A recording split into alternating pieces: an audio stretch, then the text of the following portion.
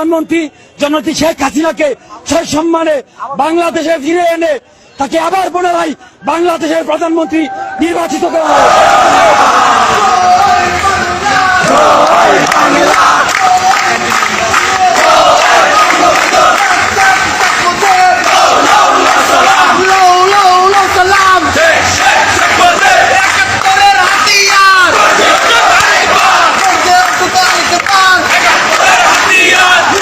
কি বলবো, আওয়ামী লীগের কারণেই তো বাংলাদেশ। আওয়ামী লীগের কারণে আপনি কথা বলছেন, আমি কথা বলছি, আমরা কথা বলছি। সেই বাংলাদেশকে যারা ছিঁড়ে কুড়ে খেতে চেয়েছে বিভিন্ন সময়, আওয়ামী লীগ তাদেরকে প্রতিহত করেছে। আওয়ামী লীগ কি বাংলাদেশে রাজনীতি করতে পারবে? দেখেন, আমি নতুন ধারা বাংলাদেশ এনডিবি করছি গত 13 বছর ধরে। এই 13 বছর, প্রথম 9-10 বছর আমার কিন্তু আওয়ামী লীগের সাথে এই যুদ্ধটা চালাতে হয়েছে। কেন চালাতে হয়েছে? কারণ আওয়ামী লীগের খাদ্যমন্ত্রী দুর্নীতিবাজ, আওয়ামী লীগের শিল্পমন্ত্রী দুর্নীতিবাজ, আওয়ামী লীগের বাণিজ্য মন্ত্রী দুর্নীতিবাজ। মন্ত্রীদের বিরুদ্ধে আমার বিভিন্ন ধরনের আন্দোলন সংগ্রাম হয়েছে, কিন্তু অ্যাজ এ বঙ্গবন্ধু কন্যা তার বিরুদ্ধে আমার কোনো অভিযোগ অনুযোগ কিছুই কখনোই ছিল না। আর আওয়ামী লীগের ব্যাপারে কি বলবো, আওয়ামী লীগের কারণেই তো বাংলাদেশ। আওয়ামী লীগের কারণে আপনি কথা বলছেন, আমি কথা বলছি, আমরা কথা বলছি। সেই বাংলাদেশকে যারা ছিঁড়ে কুড়ে খেতে চেয়েছে বিভিন্ন সময়, আওয়ামী লীগ তাদেরকে প্রতিহত করেছে। আজকে নতুন ধারার বয়স 13 বছর, কিন্তু আওয়ামী লীগের বয়স 74 বছর। 74 বছরের একটা বৃদ্ধ মানুষ যেমন আগলে রাখে তার সন্তান সন্ততি পরিজনকে, ঠিক তেমনি ভাবে আওয়ামী লীগ বাংলাদেশকে আগলে রাখবার চেষ্টা করেছে। বঙ্গবন্ধু কন্যা সেখানে তার দায়িত্ব পালন করেছেন, এবং সেই আওয়ামী লীগ